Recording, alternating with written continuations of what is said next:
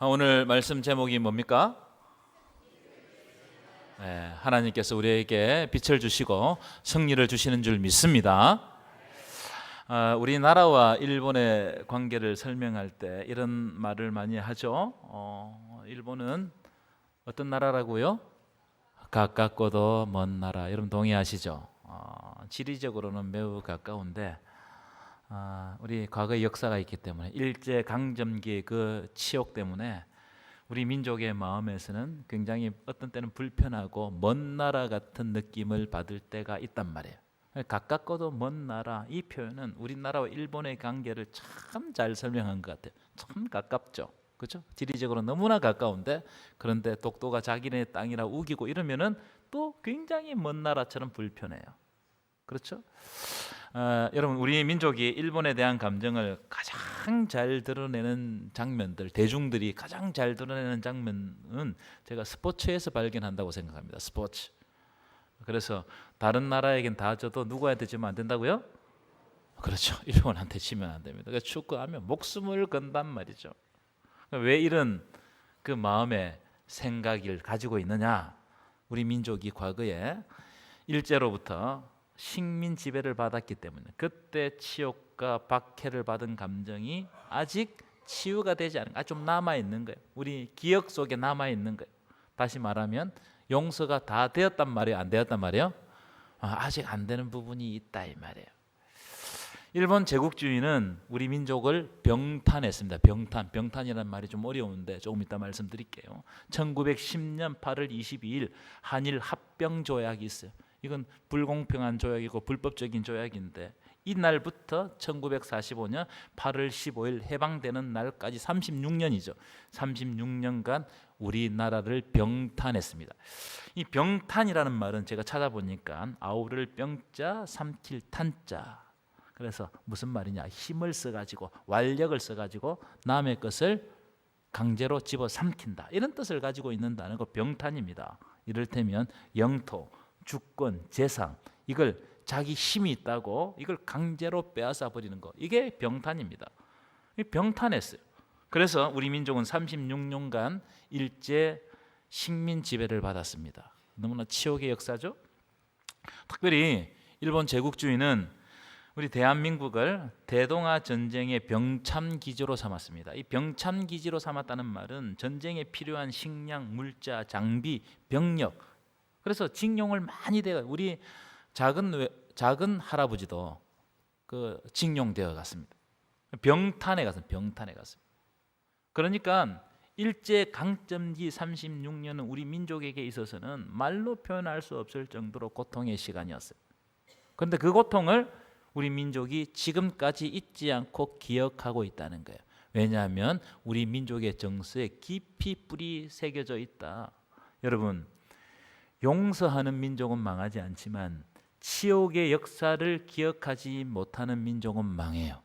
이걸 꼭 기억해야 됩니다. 이 치욕의 역사를 우리의 마음에 계속 두고 우리 후손들에게 기억하게 해야 우리 민족이 이 치욕의 역사를 극복할 수 있는 겁니다. 우리 독립운동가들이 많죠, 그렇죠? 이 독립운동가들은 그런 일제치하에서 치욕의 삶을 살면서도 나라를 잃었잖아요. 이 나라를 잃은 현상을 망국이라고 부르지 않았습니다. 망국이라고 부르지 않고 나라가 망했다고 부르지 않고 뭐라고 불렀느냐? 국치라고 불렀죠. 국치. 이 나라가 뺏겨서 지금 일본의 손에 들어갔지만 이것은 멸망한 것이 아니다. 다만 우리가 지금 수치를 당하고 있을 뿐이다. 이 망국이라고 부르지 않고 국치라고 불렀던 이유는 지금은 국권을 강탈당했지만 이것은 완전히 멸망한 것이 아니고 언젠가는 국권을 회복하게 될 것이다. 이 소망을 놓지 않기 위해서 망국이라고 부르지 않고 뭐라고 부르다고요? 국치다. 지금 우리가 수치스러움을 겪고 있다. 이 수치스러움을 우리가 어떻게 극복해야 된다. 그런 마음을 가지고 있었다는 것. 특별히 그 당시 교회들, 일제치하의 교회들은 민족의 해방을 위해서 하나님께 간절히 기도했습니다. 낮에나 밤에나 눈물 머금고 내 주님 오시기만 고대합니다. 그는 찬양을 해가면서 주님을 기다리면서 그 주님을 기다리는 심정으로 조국의 해방을 기다리고 기도했어요. 그리고 그 당시 교회들과 기독교 학교들을 통해 가지고 수많은 독립운동가들을 배출했습니다. 이 놀라운 일입니다. 그때 기독교 인구가 4%, 3% 이랬는데 수많은 기독교 운동가들을, 독립운동가들을 배출했어요. 우리가 알고 있는 도산 안창호, 유관순 열사, 남강 이성훈 선생님, 김마리아, 이상재 선생, 우리 교회 초대장회장 누구시죠? 이원영 목사님. 이름을 다 언급할 수 없을 정도로 이분들을 다 교회에서, 기독교 학교에서 배출해서 민족을 위해서 살아가게 했습니다. 방금 말씀드린 기독교 운동가들이 가지고 있었던 공통적인 생각들이 있었는데 그게 뭐냐면 우리 민족은 절대로 망하지 않는다. 지금 나라를 뺏겼지만 절대로 망하지 않는다. 왜냐하면 이스라엘 백성들을 출애굽시킨 하나님께서 우리 민족도 반드시 살려주실 것이고 독립해 주실 것이라는 확고한 믿음을 가지고 있었어요. 확고한 믿음. 이스라엘 민족이 애굽으로부터 해방되었던 이 사건을 이스라엘 민족의 사건으로 보는 게 아니고 누구의 사건으로 보았다고요? 우리 민족의 사건으로 동일시한 거예요. 이스라엘 민족이 출애굽했던 이 사건을 우리 민족의 사건과 동일시했어요. 무슨 말이냐? 다른 누구도 이 암흑의 상황을 바꿀 수 없다. 그럼 누가 바꿀 수 있다는 거예요? 이스라엘 민족을 출애굽시키고 해방시킨 전능하신 하나님만이 이 상황을 바꾼다는 거예요. 아멘이십니까? 이 믿음을 독립운동가들과 그 당시 교회들이 가지고 있었다. 이 참으로 귀한 믿음이라고 생각해요. 자, 이 정도 하시고 오늘 이제 본문을 보도록 하겠습니다. 오늘 본문에도 참 위기의 상황을 바꾸어 가시는 하나님의 역사, 반전의 역사가 고스란히 드러나 있습니다. 이 광복도 이 반전의 역사지 않습니까? 오늘 말씀은 우리가 너무나 잘 아는 말씀이죠. 우리가 설교를 통해서 많이 들었던 말씀입니다. 오늘 말씀은 이런 겁니다. 아말렉 족속이 갑자기 쳐들어왔어요. 이 아말렉이라는 족속은 어떤 족속이냐면은 다른 민족을 약탈해서 먹고 사는 이 전쟁, 호전적인 민족입니다. 이 민족은 매일 전쟁을 해가지고 그래야 먹고 사는 민족이었어요. 반면 이스라엘 민족은 지금 이스라엘 민족은 한 번도 전쟁을 해본 적이 없는 민족이었습니다. 애굽에서 400년 동안 붙잡혀 있었으니까 무슨 전쟁을 해봤겠어요. 그런데 이 전쟁을 잘하는 아말렉 족속이 쳐들어온 거예요. 여러분 누가 이기겠어요? 누가 이기겠어요? 상식적으로 생각할 때 누가 이기겠어요? 아말렉이 이기겠죠. 이때 이 위기를 겪을 때 모세가 여호수아에게 명령을 합니다. 너는 나가서 아말렉과 싸워라. 백성들과 함께 싸워라. 나는 산 꼭대기에 서겠다. 그리고 어떻게 하느냐? 모세가 손을 드는 거예요. 하나님을 향해서 손을 드는 겁니다. 모세가 손을 들고 있으면 어떻게 되죠? 이기고, 모세가 손을 내리면 지는 그런 전쟁을 한단 말이에요. 여러분 동화 같은 이야기죠, 사실은. 그렇죠? 모세가 하루 종일 손을 들고 있지 못하자 어떻게 합니까? 아론과 훌이 함께 모세의 팔을 받쳐 들므로 이기게 되었다. 이 이야기가 오늘 본문의 내용이에요. 함께 받쳐 들었다. 자, 그런데 제가 주목하는 게 있어요. 오늘 본문을 17장을 자세히 보시면 그럼 이들이 이스라엘 백성들 왜 위기를 당했느냐? 왜 이런 위기를 당했느냐? 이걸 한번 살펴볼 필요가 있습니다. 오늘 본문을 보면 이스라엘 백성들이 원망과 불평으로 하나 되지 못할 때, 분열할 때 위기가 찾아왔다는 것을 우리들에게 딱 보여줍니다. 분열할 때 위기가 찾아옵니다. 자, 17장 1절부터 7절 여러분 눈으로 보십시오. 이 부분은 이 내용 어떤 내용이냐면 오늘 본문이 나오기 바로 직전에 어떤 사건을 딱 보여주는 사건인데 이스라엘 백성들이 하나님의 인도를 따라 딱 나왔는데 마실 물이 떨어진 거예요. 무슨 말이에요? 이 광야에서 결핍이 생기고 부족함이 생겼다 이 말이에요.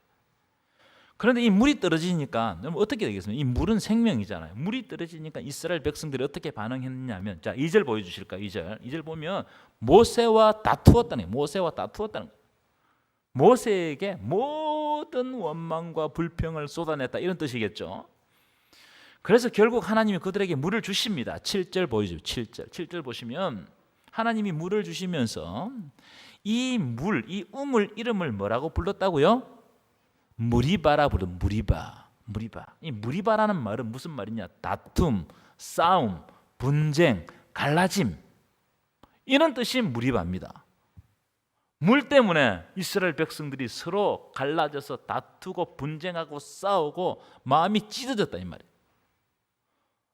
그러고 난 다음에 딱 바로 이어지는 사건이 뭐냐? 8절 보세요. 8절 보십시오. 우리 한번 함께 읽었으면 좋겠습니다. 시작. 그때에 아말렉이 와서 이스라엘과 르비딤에서 싸우니라. 여기서 우리가 중요하게 다루어야 될 단어가 뭐냐면 그때입니다. 그때라는 말은 어떤 일이 일어나자마자 바로 그때 이런 뜻입니다. 무슨 말이냐? 이스라엘 백성들이 물 때문에 백성들의 마음이 갈라져 가지고 서로 싸우고 있을 그때에 아말렉 족속이 기습 공격을 했다 이 말이에요. 저는 이 장면 오늘 본문을 말씀을 준비하면서 굉장히 유심히 봤어요. 왜냐하면 지금의 대한민국의 상황과 비슷하지 않는가? 제가 그렇게 위기의식을 가지고 보았습니다. 여러분, 우리가 때때로 살아가다 보면 부족함이 있죠. 결핍이 있죠. 광야를 살아가는 것은 부족함과 결핍 속에 살아가는 거예요. 여러분, 부족함이 없는 인생이 없고 부족함이 없는 나라가 없습니다. 여러분, 다 조금씩 뭔가 부족해요. 그런데 위기는 어떤 데 생기느냐 하면은 이 부족함 때문에 서로 마음이 나누어져서 싸울 때 더 큰 위기가 찾아온다는 거예요. 이런 장면들을 우리가 자세히 봐야 돼요. 가정도 마찬가지고 교회도 마찬가지고 국가 공동체도 마찬가지로 생각합니다. 적은 외부의 적은 막아낼 수 있어요. 내부에서 갈라지면 이것은 무너집니다. 구한말 우리나라에 엄청난 위기가 찾아왔죠. 일본이 그야말로 침략의 야욕, 발톱을 본격적으로 드러냈습니다. 그렇죠? 우리를 집어삼키려고 별짓을 다 했습니다. 그리고 그 시대에 함께 수많은 열강들이 통상을 압박해서 배를 가져와 가지고 대포를 뻥뻥 쏘면서 너희들 나라를 문을 열어라, 문호를 개방해라. 얼마나 큰 위기입니까? 그런데 그때에 나라를 다스리는 위정자들은 그 위기에 제대로 대응하지 못했어요. 어떻게 했느냐? 서로 간에 싸우고 세도 정치하고 서로 간에 싸우고 엄청나게 난리가 났습니다. 여러분, 우리나라가 나라를 빼앗긴 것은 가장 큰 원인, 이 근본적인 원인은 일제 제국주의가 침략의 야욕으로 우리나라를 삼킨 거죠. 이게 가장 큰 원인입니다. 그런데 다른 한편에서는 그게 뻔히 보이는데도 우리가 위기가 닥쳤는데도 하나 되지 못하고 우리끼리 분열하고 싸운 이유도 있다 이 말이에요. 그런 면에서 보면 우리의 책임도 있는 거예요. 우리의 분열과 분쟁, 이게 우리 민족을 더 위기로 끌고 간단 말이에요. 저는 참 우리나라 지금 상황도 마찬가지로 생각해요. 서로가 여러분 보십시오. 이념과 정파 이런 잣대로 서로를 죽이려고 그래요. 저주의 말들이 얼마나 이 나라에 난무하는지 모릅니다. 서로를 혐오하고 정말 여러분 용서가 없습니다. 다 죽여보려고 그래요. 이렇게 끝간데 없이 싸우다가 저는 다시 무너질까 심히 두렵습니다. 이런 일이 역사는 반복되잖아요. 이런 역사가 반복될까 심히 두려워요. 여러분 두렵지 않습니까? 대답을 해보세요. 두려워요, 안 두려워요? 저는 두려워요. 자, 오늘 본문을 보시면 근데 이런 위기 가운데 이스라엘 백성들이 승리를 한단 말이에요.